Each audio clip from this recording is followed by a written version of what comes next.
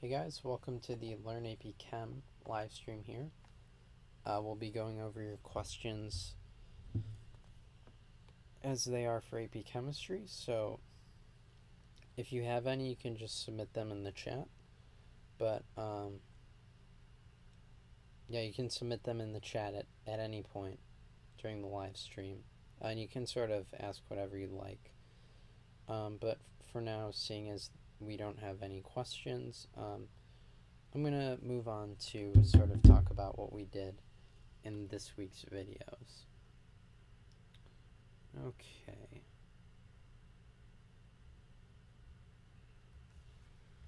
Alright, so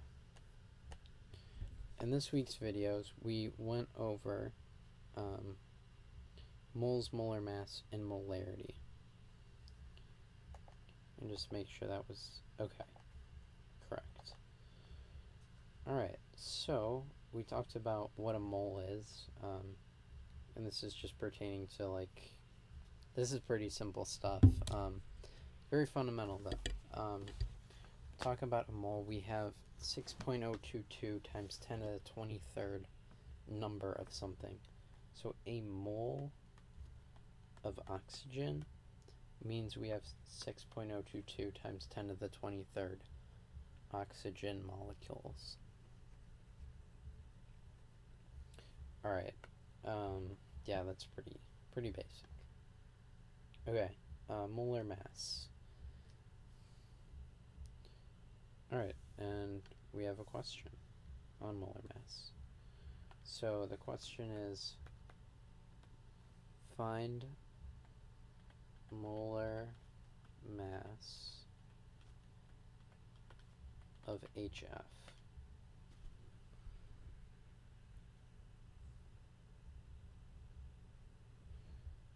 Okay, so, good question. So here, I can sort of relate this to what I was just about to talk about. So when we have a mole of something, we can easily determine its mass in grams using the periodic table. So how we do that is we're first going to take our molecules and write out their masses on the periodic table. So for H, if I go back to my periodic table, I know the mass, but just for the sake of example, 1.008. Alright, so let's run that to 3 sig figs, 1.01.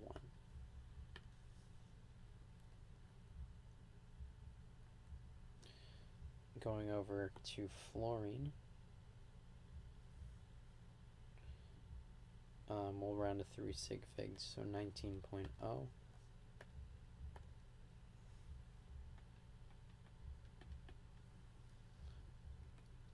Alright, and now we're going to multiply this by the number of those molecules that are occurring. So we have 1 hydrogen, 1 fluorine, we get this. Now we just have to add these together, and this gives us our molar mass. And remember that molar mass is a density. It's describing the amount of grams per mole. And then you would use the density to say convert to moles from grams, or convert to grams from moles. So that's important to keep in mind, that molar mass is in grams per mole.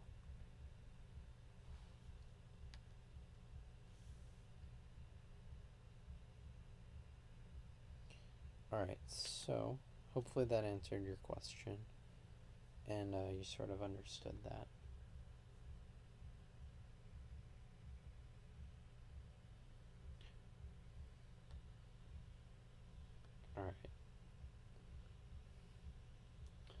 Alright, so moles are important because they can be used in chemical equations. If I have a reaction, let's just say it looks like this. I cannot say that 1 gram of HF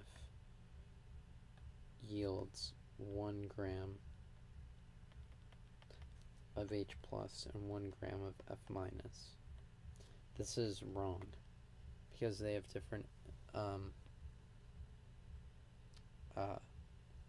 densities. But I see we have a question, so I'll get to that. And Arnold, you're back. And you're wondering if I can review hybridization. Sure, I can go over that. I believe that was in the molecular geometry video. Yeah, okay.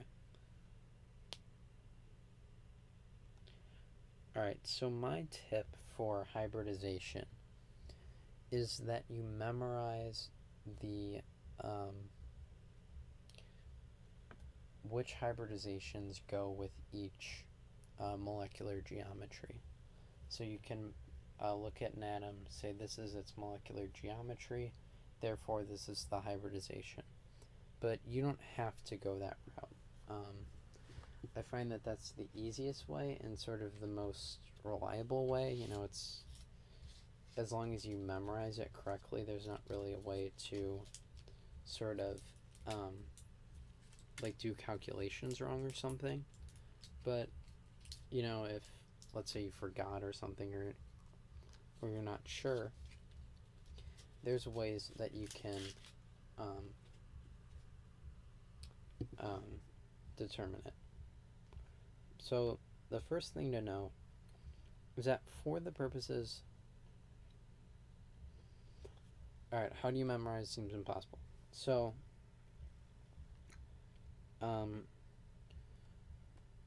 you know that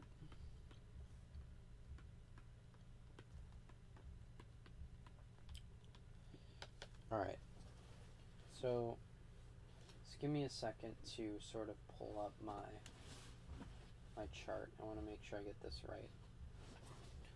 But you would sort of recognize something's molecular geometry. Like, oh, this is trigonal planar. All trigonal planars are this hybridization. So let me pull up my chart. I just want to make sure I don't get this wrong for you.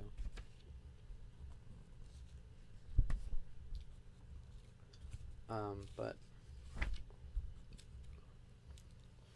it's all about memorization in terms of that. But if that method doesn't work for you, there's other ways to do it, which I'll go over right now. And so the first thing you want to memorize is determine is how many bonds are there? How many bonding domains do I have? And how many non-bonding domains do I have?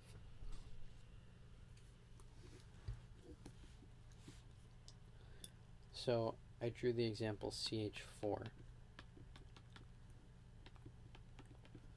Drawing this out, I have 4 hydrogens, right?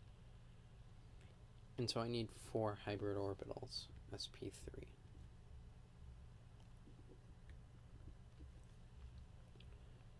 Alright, and so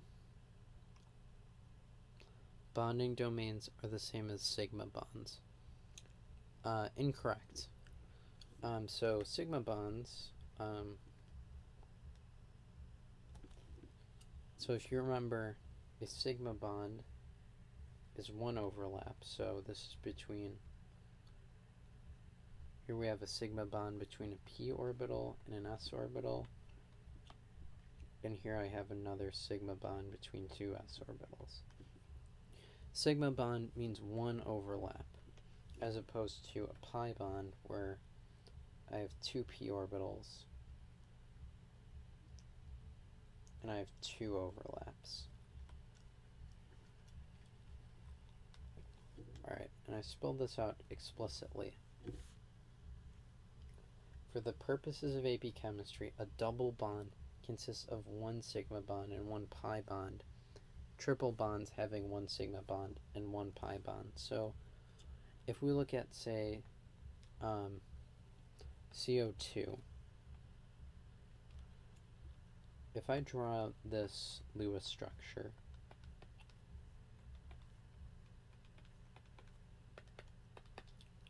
I have two bonding domains, and I also have two sigma. Okay, I misunderstood your question. Yes. I thought you were talking about pi bonds for some reason. But yes, because for every bonding domain we have, we're going to have one sigma bond.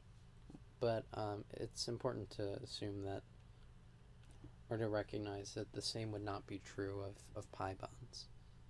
But you are right. I'm sorry, I got confused there. We're sort of working on something different in class, so sort of got confused. So yeah. But returning to hybridization, we want to think about how many lone pairs and how many bonds our atom has. And if you're wondering how we memorize hybridization, I'll draw this out for you right now. Linear SP.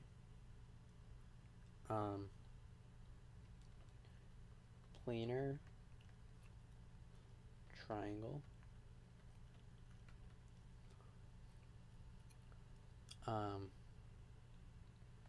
as well as bent, and this is just sort of a subset. These are both SP2.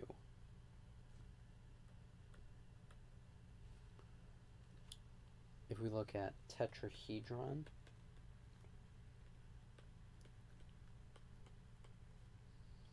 and then also trigonal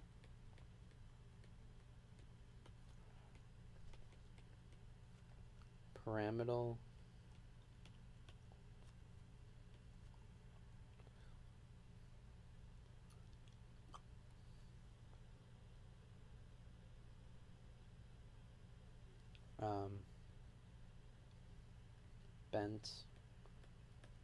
bent tetrahedron, important distinction to make, as well as a bunch of other things.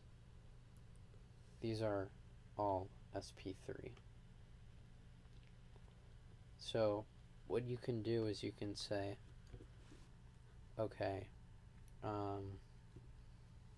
what's something that would be linear?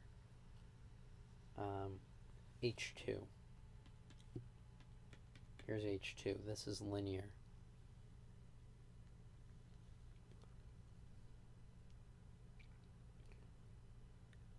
A bonding domain can have two bonds with only one sigma bond. No. So any bond, whether so I'll take, for example, a triple bond, a double bond, and a single bond. These all have one sigma bond. However, this one has two pi bonds. This has one, and this has 0.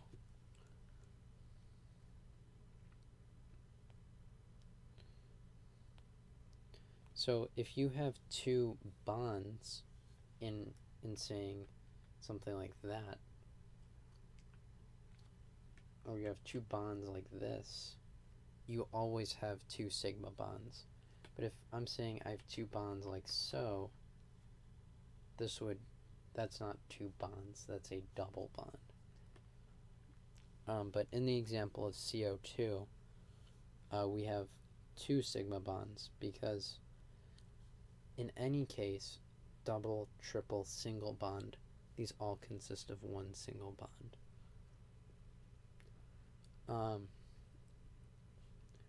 Alright, so you're saying that you don't understand SP, SP2, SP3. What is it that you don't understand? Are you confused about this, or sort of how they form and why they happen?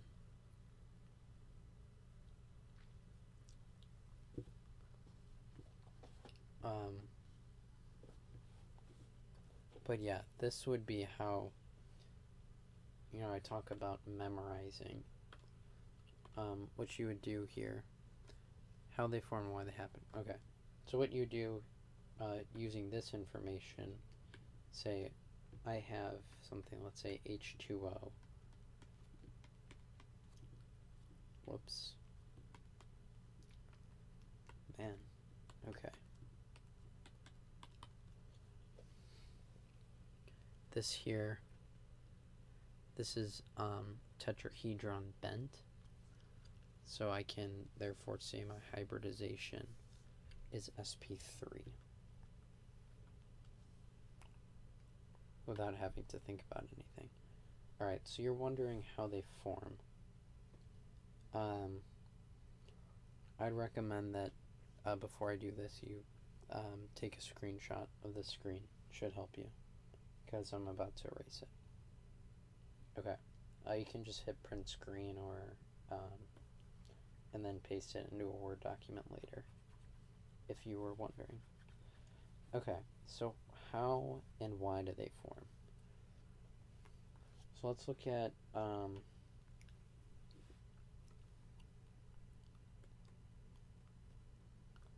no, I didn't have to memorize that water was that orientation. What I did was I saw, okay, I have two non-bonding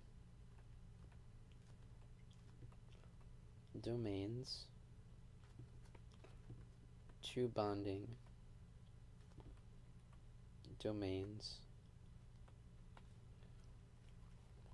which corresponds to a bent tetrahedron.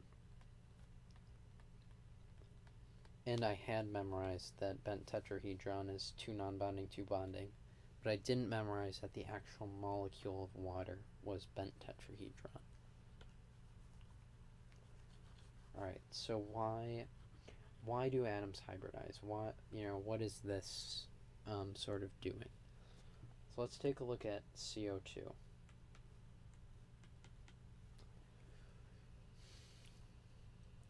And in general, I'm actually concerned with what is my carbon doing here? So if I look at its electron configuration, I'll draw out my box diagram. So I believe we have 1s, it's definitely 1s2, 2s, 2, 2p, 2, right, 4 valence electrons.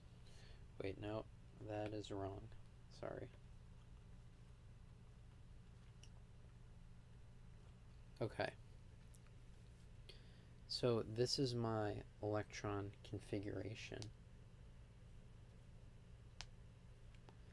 And what's going to happen is this empty p orbital right here is going to sort of combine. Okay, hold on. I'll make this a little more clear. Okay, I'll draw it like so. Same thing. This empty p orbital is going to combine with this s orbital. And remember that they have to have the same energy level, so it's not going to hybridize with 1s.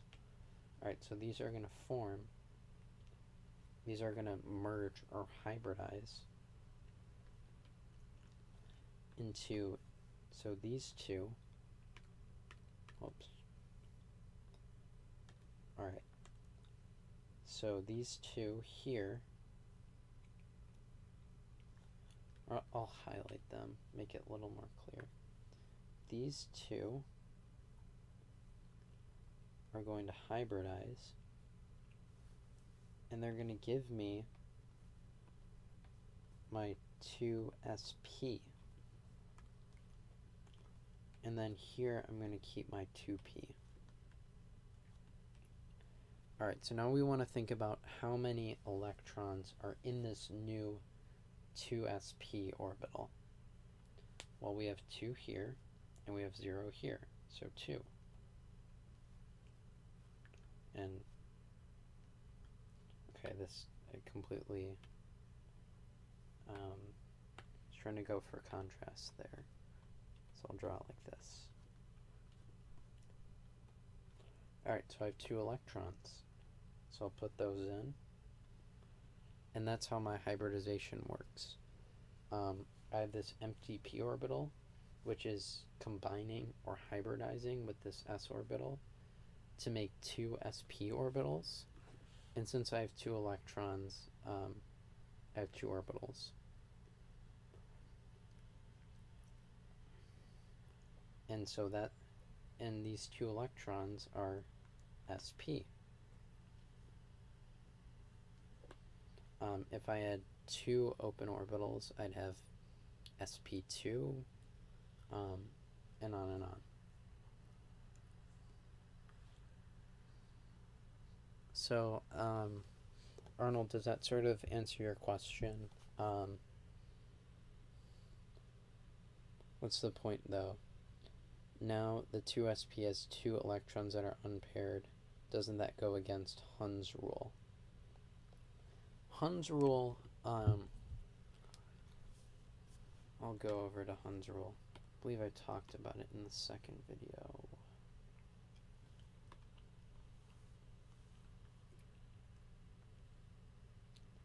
Okay, Hund's rule. Hund's rule says that electrons will first take up empty orbitals before they double up on the same orbital. So now that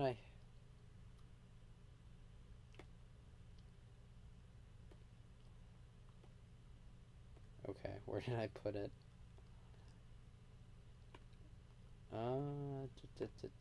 Right here. Okay, there we go. So now that I have these 2 sp orbitals, these 2 electrons are going to fill the unpaired orbitals before they double up on each other in the sp orbitals.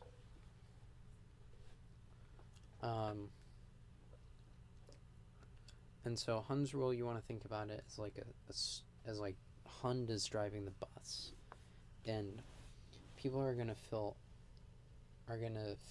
unfilled seats on the bus before they start to sit next to each other. The point of hybridization is that these 2 unpaired electrons can now bond. When we have these 2 electrons in the same orbital, it's much harder for it to bond, so it hybridizes into this sp orbital, and now this can bond. And so now if we look, here we had 2 electrons ready to bond. And here we have 4.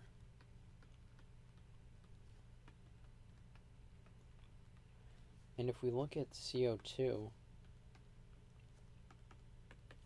we can see right away that we need 4 electrons to bond with oxygen. If we only have 2, we can only do single bonds here, and that's not going to work. So our carbon is going to hybridize its orbitals so that we have these unpaired electrons here that are ready to bond. Alright, so hopefully that clears up any confusion. Are you sort of understanding that now? I mean,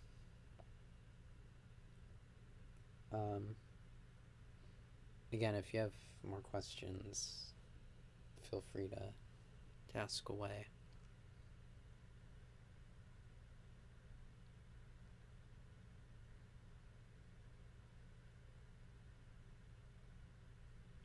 Okay. I mean, that's fine if you want to sort of try to read about it more later, but, you know, again, if you have questions, I think we only have a couple people in the stream, so we can spend as much time as you want talking about it, or anything else for that matter. But in that case, we'll move on. So I was talking about moles much earlier, saying how if we have a reaction like this, we can't say that a gram of this is equal to a gram of this and a gram of this because of densities. And so moles takes into account density. So if I have a mole of HF,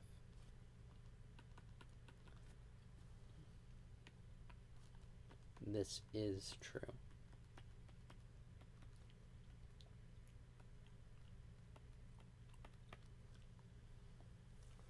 So yeah, very important to know.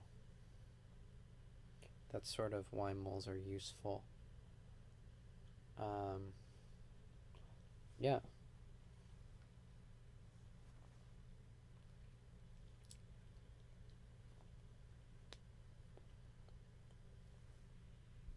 Alright, so then I talked about molarity. And molarity is sort of a special kind of density. If we use the M, this means the amount of moles of something per liter. Sorry about that.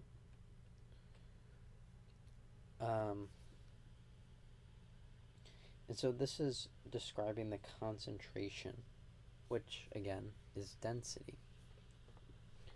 So if you have a higher M, you have a more concentrated solution. Meaning that if I have 10 M, I have 10 moles per liter. But if I have 50 M, I have 50 moles per 1 liter. Alright. Hopefully that stuff sort of made sense to you guys. Next, I talked about limiting reactants. So, what is a limiting reactant? How to find the limiting reactant? Theoretical yield, percent yield titrations.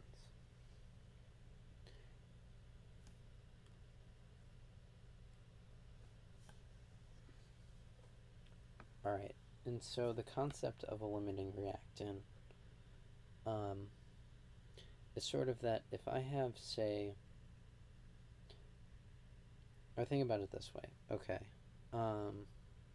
Ch4 plus O2 yields H2O plus CO2.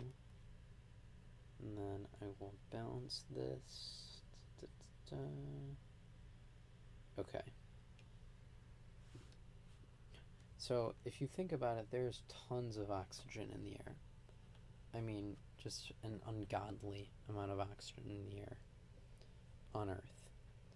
If I have 10 moles of CH4, is that going to then react with all the oxygen in the air and essentially vaporize the entire atmosphere?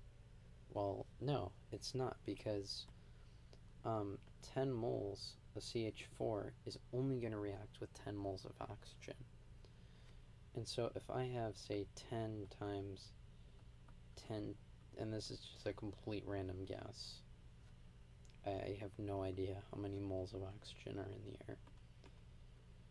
So this is only going to react with 10 moles of oxygen.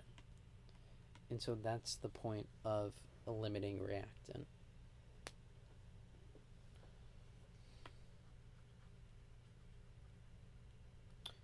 Okay, so if we don't have any questions on that, I can talk about determining the limiting reactant. And one thing I said to do was say pick a product and convert to that product.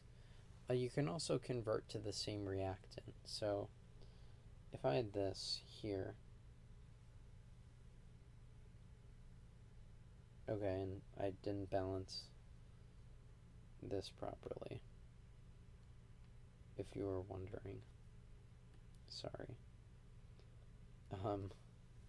Okay, so like here, if I'm given 32.36 grams CH4, 63.78 grams of oxygen, I could turn this into moles of CH4, and I could do the same for this. But in the video I said turn it into a product. That's just good if you're dealing with multiple things, and especially if you're going to be asked, okay, how many moles or how many grams of carbon dioxide are made? If I just convert everything to moles of CO2 and then find the limiting reactant, that saves me a lot of time.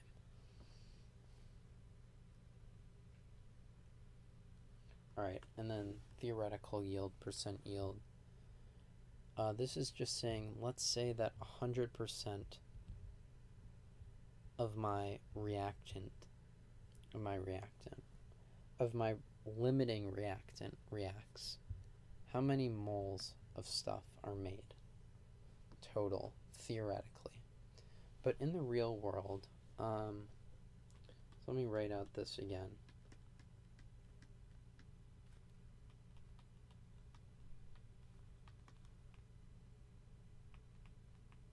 So in the real world, for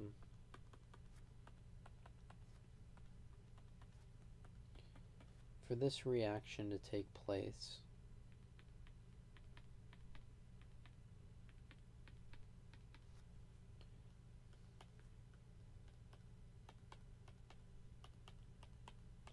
the oxygen sort of has to hit my Ch4 correctly for this to actually take place. And in general, it happens mostly, but not every single Ch4 or every single oxygen is going to hit each other perfectly.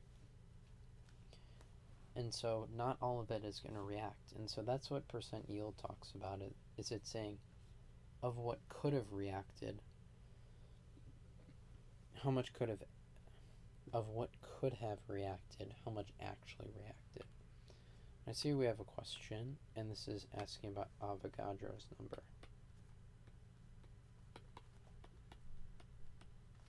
This is Avogadro's number right here, and it's sort of important to know what this means, because, you know, what use is pi if you didn't know that pi was equal to, if you didn't know that pi was equal to this. So Avogadro's number says that for 1 mole of something,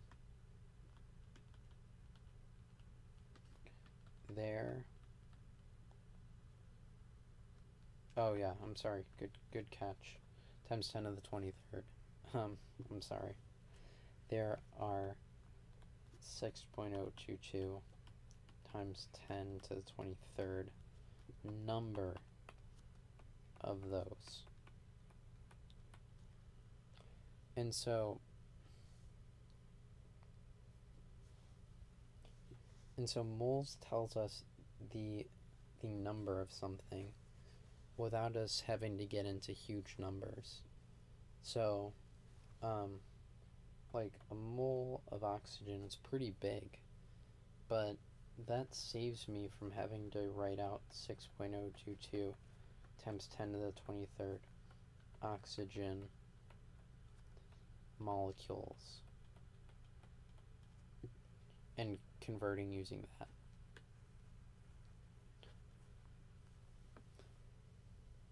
And then just another sort of side note is that moles also show up in things like PV equals nRT, which we'll be going over on Wednesday. Wednesday's videos deals with gas laws, so I'll talk about that a little more.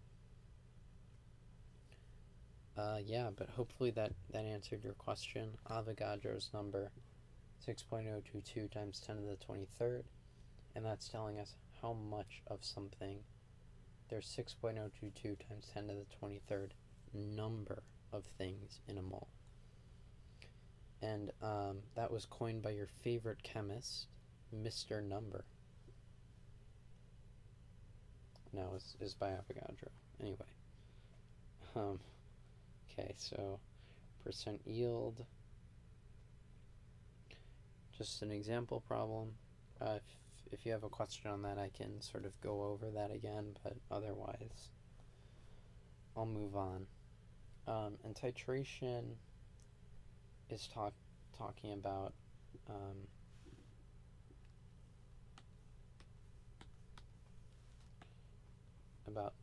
sort of titrating the amount of one acid or base to completely neutralize another acid or base. The way I did it in the video is sort of a simplification. We'll be getting more into titrations in later videos, but for right now you can just sort of think about it that way. But do note that that's a simplification because we're sort of assuming that HCl, this happens to all of the HCl. It turns out that we have things called weak acids and weak bases, so this actually isn't going to happen for everything, and in fact HCl is a strong acid, so this happens a lot more here, while HF, not all of it is going to split up. So yeah, just note that it's a simplification. We'll get into more about titrations in a later video. Alright, so that sort of finishes up last week's videos. Seeing that we're getting into sort of the last 20 minutes or so.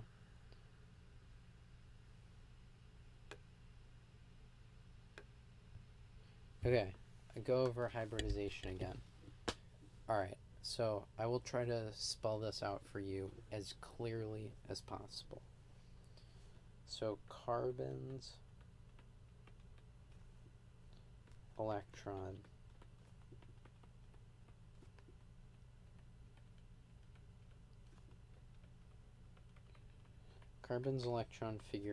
configuration, excuse me, looks like so.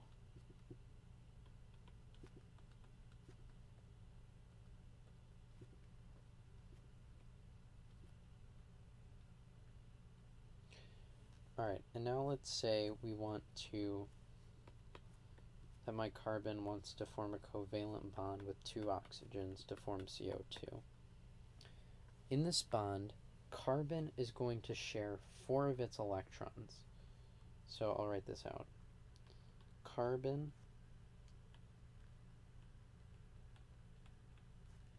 shares 4 electrons.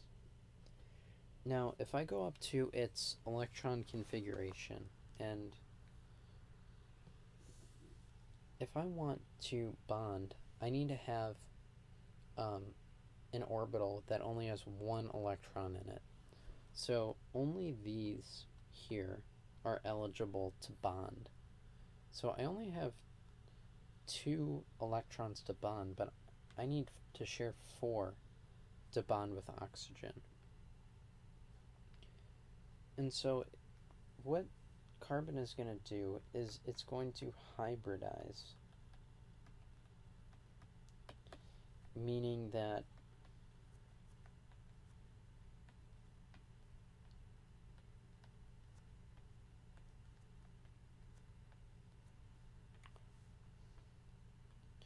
what it's going to do is it's going to combine this unfilled p orbital with this s orbital, and then the electrons are going to split into the 2 orbitals. So again, what's happened here is we only have 2 eligible electrons to bond, because these need to have 1. For an orbital to bond with another orbital, we need to have only 1 electron in it. So try to think about that. Here's a p orbital. And let's say I want to bond with another p orbital. We'll form a sigma bond, and this one has 1 electron as well. I'm sorry, a pi bond. If one of these had 2, now I have 3 electrons in 1 orbital, and that doesn't make any sense. So, for for an orbital to be eligible to bond, we need to have one electron in it. So here, carbon is going to share 4 electrons in CO2, but it's only ready to share 2. So what it's going to do is it's going to take this unfilled p orbital and combine it with this 2s orbital to make 2 2sp orbitals. Alright, and so now these 2 electrons can now go apart into different sp orbitals because we have 2 of them now. And now look what we have. We have 4 electrons ready to bond. And that's why our atom is going to hybridize and bond. Okay, sort of a lot to take in, but so basically it rips an electron from 2s and puts it in the unfilled 2p. Sort of. So it doesn't sort of take it from it. The orbitals, we have s and we have p, they combine and instead of having an s orbital and a p orbital, these are going to combine, and we're now just going to have 2 sp orbitals, which, I don't know, it's not, this is sort of what it would look like. So, my horrible drawing of an sp orbital. So the s and the p combine to make an sp orbital, and now that I have 2 electrons going into 2 sp orbitals, they're going to fill each orbital separately before they double up, and since we only have 2, there's no need to double up. But you do have the right idea. But rather than thinking about it ripping it from the s and p, rather than it ripping it from the s orbital, our unfilled p orbital and our filled s orbital combine to make 2 sp orbitals. Okay. And so you might be wondering, you know, why, what does an sp2 orbital look like? Are they overlapping? No. The orbitals are not overlapping. They're not bonding with each other. They're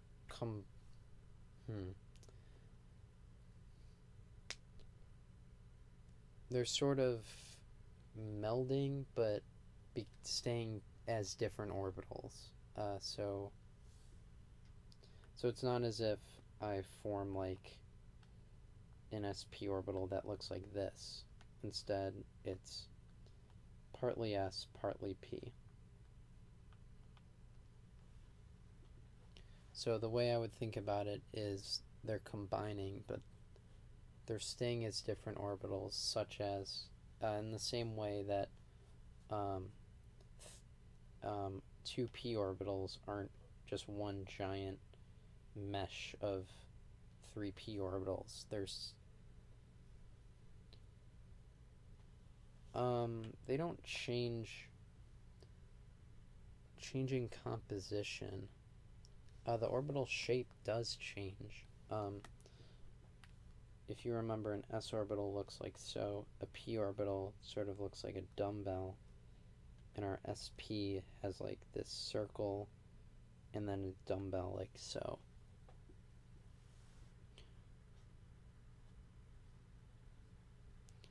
How this happens, like how an s and a p combine, unless you're going to get a PhD in chemistry or take college level chem courses, don't worry about it. But yeah, I'm trying to think okay, right, so you're sort of wondering, well, what does an sp2 hybrid orbital look like? And there is no such thing. SP, sp2, sp3 is just describing the number of orbitals that are hybridizing. So sp means 2 sp orbitals, while sp2 means we have 3 sp orbitals. All right.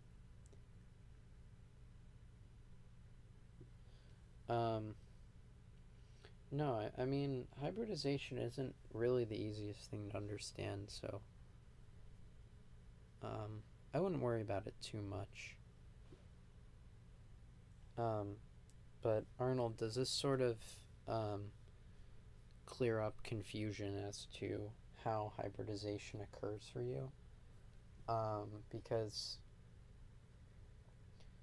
you know, at any step in the process here, it's not, if you're getting lost, none of the rest of it is going to make sense, so maybe a certain element is confusing you. So as I see, carbon should be sp4 then. Incorrect. Okay, so bear with me here. Okay, so you see, because we already have these 2 that are ready to bond, we only need to make 2 sp orbitals that are then ready to bond. All right.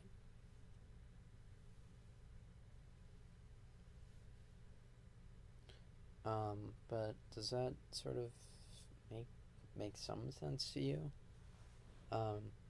My guess is that also I wouldn't get discouraged. I mean, you know, for me now, this stuff comes sort of natural, but it was anything but that as I was learning this stuff. So certainly no reason to fret if you don't get something immediately. That doesn't mean you're gonna fail AP chemistry or something. Stuff is hard, so you know. I see that we're getting in the last 10 minutes of the live stream, so if anybody has other questions or anything, be sure to put in the comments, whether that's conceptual question, like a calculation or something of the sort. Be sure to ask away.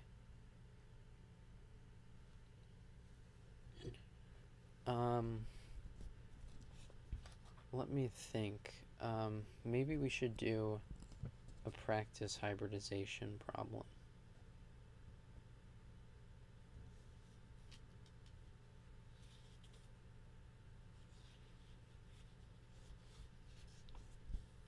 Yeah, that's sort of what I was thinking.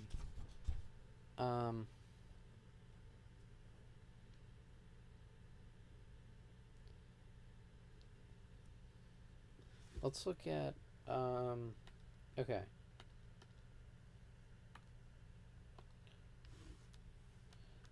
Without knowing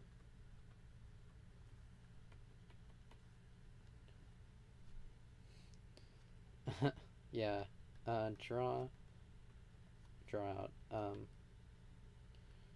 find the hybridization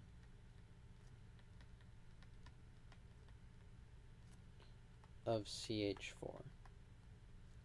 Alright, so in this problem, I'm saying without knowing it. So in this problem, we're not saying, oh, CH4, well, let me think about my molecular geometry. That's just going to be, you know, tetrahedron sp3. Here we want to actually sort of reason out why, I gave the answer away, but why it would be sp3. So the first thing you're going to want to do, if you're confused and you don't know it, is let's draw the Lewis structure. And I'm asking for the hybridization of carbon here. In general, if you get a question like this, it's asking for the hybridization of the main or central atom. Okay, so let me draw out carbon's electron diagram here.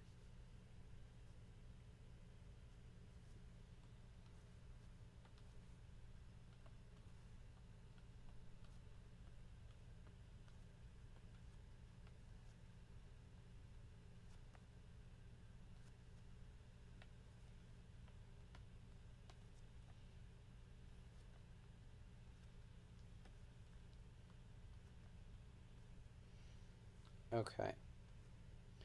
So here we need to think about, okay, well, what kind of bonds do we want to make here?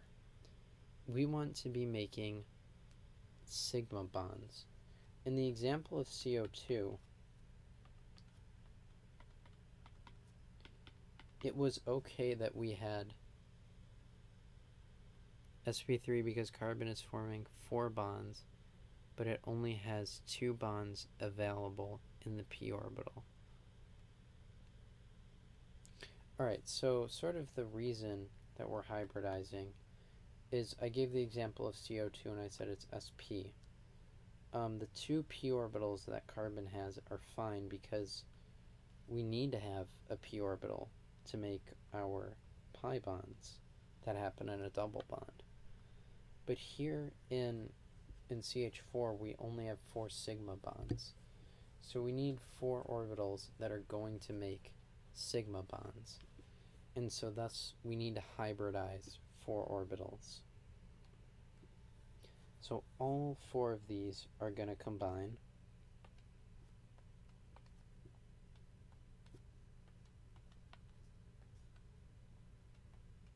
to become sp. We have 4 electrons, and there we go. And so the question is, why do we want to hybridize? Here we need bonds available to make our sigma bonds because we already had 2 p orbitals ready to make our 2 pi bonds that we had. So we had to hybridize to sort of make this sigma bond happening. And we only had 2 of those. So here in CH4 we need to make 4 sp orbitals to make these 4 sigma bonds. Alright, so does that sort of make sense as to why here carbon is hybridizing to alright, so our answer is sp3. Forgot to write that down. sp3 because all 4 of these are hybridizing. And again, sp3 isn't describing our shape, but rather it's just describing the number of orbitals hybridizing. Okay, so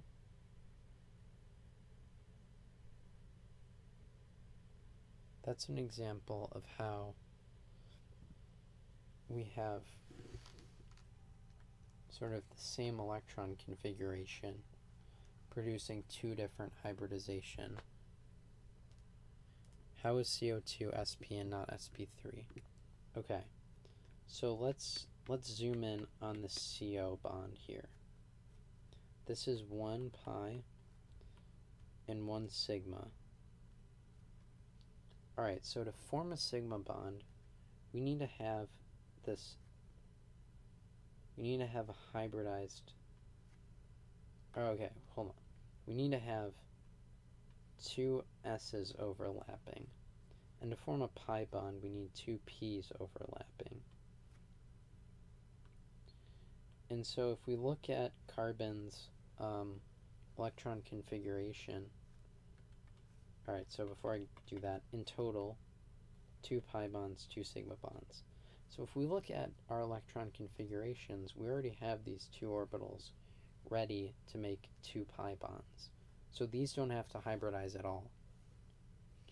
And the way that I know I have 2 pi bonds is we have 2 double bonds, which is going to be 2 pi bonds. Now, to make this sigma bond, we need to have 2 s orbitals overlapping. But carbon doesn't have s orbitals ready to bond. So it's going to hybridize with a p orbital, and we're going to get this sp orbital that will bond. And so that's why these two are going to hybridize here, so that we can make a sigma bond. Going back to CH4, we have 4 sigma bonds. And so these p orbitals are not going to work to form a sigma bond. So they all have to hybridize. All 4 of these have to hybridize in order for all 4 of them to make sigma bonds. The hybridized notation of CO2.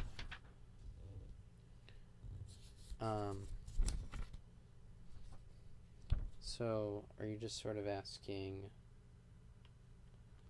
I think, is this what you're talking about right here? This would be our electron box diagram of the hybridization of CO2, but I'm not sure if that's what you're asking. Okay, yeah, so that's it right there. And remember that this only applies to CH4. If we had CO2, it would be different, as I just explained. All right, well, we're in sort of the last 2 minutes. If that's for CO2, then shouldn't that be sp3? For CO2, no. Because as I just explained, in CO2, maybe I want to go back up. In CO2, we're only hybridizing 2 orbitals. So that's why we write sp. 1s, 1p, 1 plus 1, 2. If that, does that sort of make sense to you?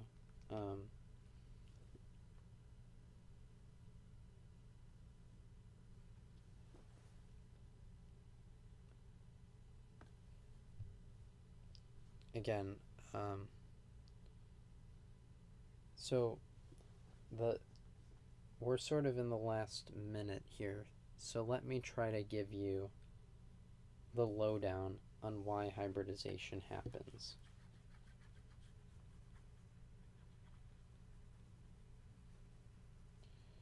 And I'll use this example again.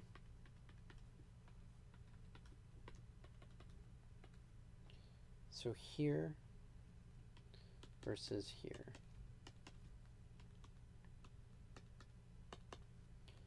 Here I have 2 pi bonds and 2 sigma bonds. And so I'll draw out my electron box diagram. Or that's not necessary, sorry.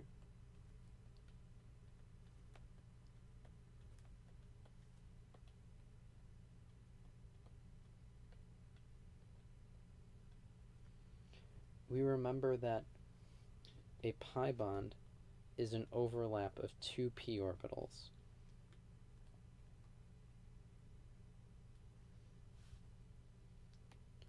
And we remember that a sigma bond is a single overlap, whether that's with a hybridized sp or just with 2 s orbitals. And so here in CO2, we have 2 pi bonds and 2 sigma bonds. So we need 2 p orbitals and then 2 s or 2 sp orbitals. And this is referring to the number, not the energy level. Yeah, exactly. It's, if a compound has 3 sigma bonds, then it's sp3, sp2. Exactly, exactly. And again, you have to keep in mind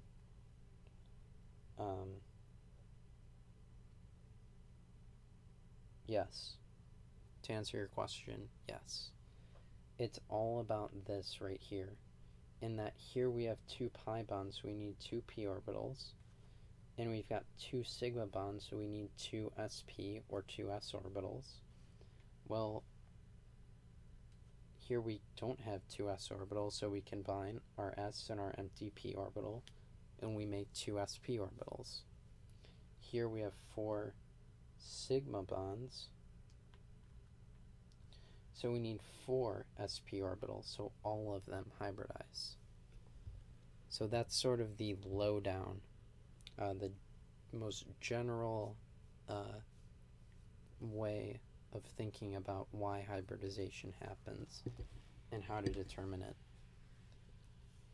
Yeah, no problem. It seems like you sort of got it there at the end, so I'm glad that I can help you figure that out. If you guys like this video, be sure to hit that thumbs up button.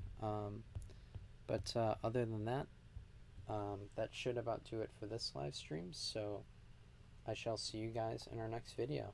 Thanks for watching.